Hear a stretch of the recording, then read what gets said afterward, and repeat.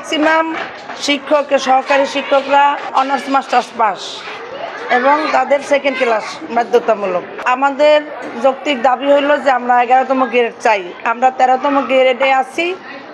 এখন আমাদের দাবি হলো আমাদের 11তম গ্রেড আমাদের দাবি, শতভাগ পদোন্নতি আর উচ্চতর গ্রেড অথবা টাইম স্কেল, এগুলো হচ্ছে আমাদের সরকারের কাছে আমাদের দাবি। সরকার এগুলো আমাদের যদি মেনে নেয় তাহলে তো আমরা আমাদের কর্মস্থলে ফিরে যাব। সেইটা সময়ের সাপেক্ষে আবার চিন্তা করব যে কি করতে হবে। আমরা ক্লাস নিলাম না, আমরা তো এখানে বসে থাকি, আমাদের কিন্তু ওদের কোনো ক্লাস আমরা নেই না। ওদের মানে একটা অ্যাক্সিডেন্ট করতে পারে বা দুর্ঘটনা হইতে পারে, এই জন্য ওদের নিরাপত্তার সাথে আমরা ওদের ওইখানে ক্লাসে যেয়ে বসে থাকি, কিন্তু ওদেরকে আমরা কোনো পাঠদান করাই না।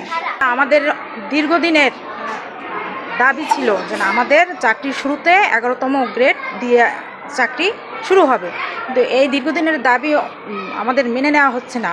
এবং এটা সহ আরও আমাদের 2 দফা দাবি আছে যে আমাদের 10 বছর পূর্তি এবং 16 বছর পূর্তিতে উচ্চতর গ্রেড নির্ধারণ এবং আমাদের শতভাগ পদোন্নতি।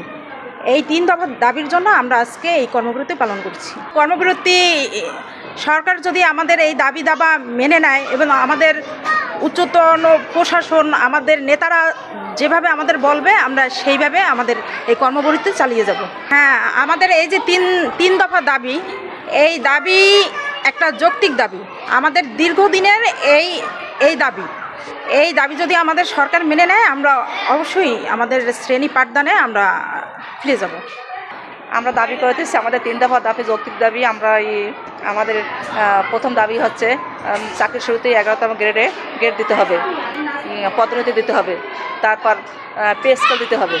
এই জন্য আমাদের এই 3 দফা দাবি, যেহেতু এটা বৈষম্য বিরোধী বাংলাদেশ এখন, এই জন্য আমরা এই সরকারের কাছে আমাদের অনুরোধ, সরকার আমাদের এই বৈষম্য এখন আর রাখবে না, বৈষম্য দূর করে দেবে। আমাদের কেন্দ্রীয় নেতৃবৃন্দ যা করবে আমরা ওই ইসেই থাকবো।